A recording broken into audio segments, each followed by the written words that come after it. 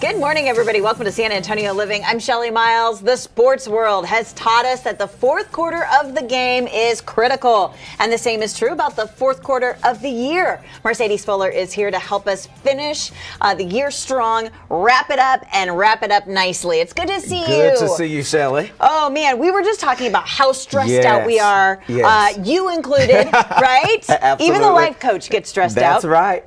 Because the end of the year is a rough time for tough. everybody. Why is that? It's because a lot of people think that we're losing our momentum. We're not losing our momentum. We're just feeling that we've been through over 288 days and we have, over close to 7,000 hours that we've been through in this year. Right. So we're feeling that. We're feeling all the stuff that we're actually going through. So it's okay to feel that pressure of the end of the year, right? Absolutely. And a lot of people have that.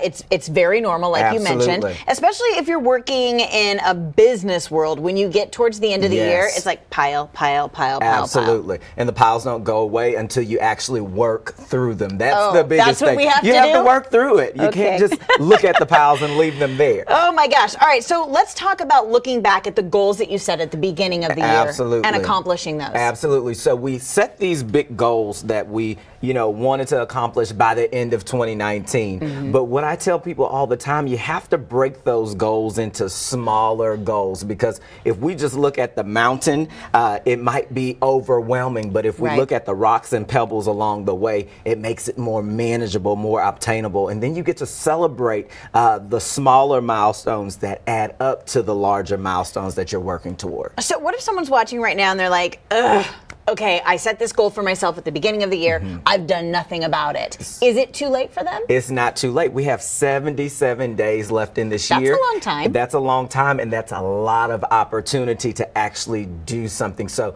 what I say is all about the mindset. Go back to that goal and look at it in another way. Look at it in another fashion. You might not be able to accomplish the big goal, but what steps can you take that will help you get closer to what it is that you're trying to do? Okay, that sounds good. Okay, let's talk about your 4 R's. Marcedes put together something that makes it very easy for us. At the end of the fourth quarter, these are 4 things that we should be doing. Let's start with reflect. Reflect. So go back and look at everything that you said that you wanted to do. And actually not just look at the goals, but look at what you've done so far. Look at the efforts that you've put in. And so then when we reflect, we'll see whether or not a revision to the plan, a revision to the list, we'll see if that revision is necessary. So in which 9 times out of 10 it is. We might need to revise our approach, we might need to revise our methods, or even just our way of thinking about everything that we have going on. So that's another R, revise, and that is okay to do. What if you need to revamp? Revamp. You're going to have to revamp. You're going to have to go and get that new dose of momentum.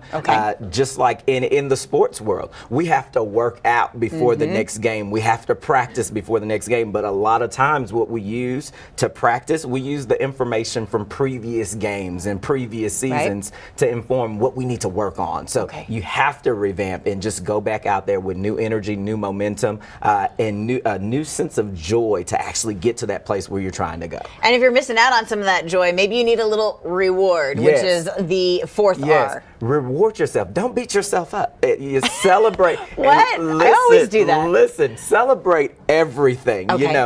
Celebrate, hey, the biggest thing, waking up this morning, celebrate that. Did it? Check. Check that off your list. And what I say is create a did it list.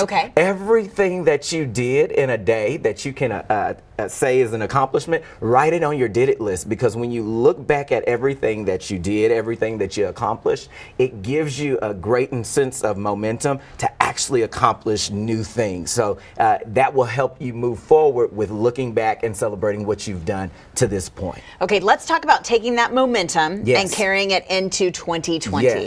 So we definitely want to go into 2020 on a high. So you want to focus on celebrating what you've done in 2019, not missing the momentum that you still have left in the 77 days, but also looking forward to the future. Thinking about, once I get through these obstacles, or once I get through this chapter, this is what I'm looking forward to. If I have something to look forward to, that's going to help me keep moving in that direction. So it's not too early to start setting goals for 2020. But what I don't want you to do is miss the momentum of 2019, because we still have time. Right. Yes. And so while you were talking, I'm like, 77 days. 77 days. Okay, that's a lot of time. Yes. So there is still time to accomplish the stuff that you wanted to this year. Do not give up. Don't give up. All right, I'm inspired. I'm ready to go.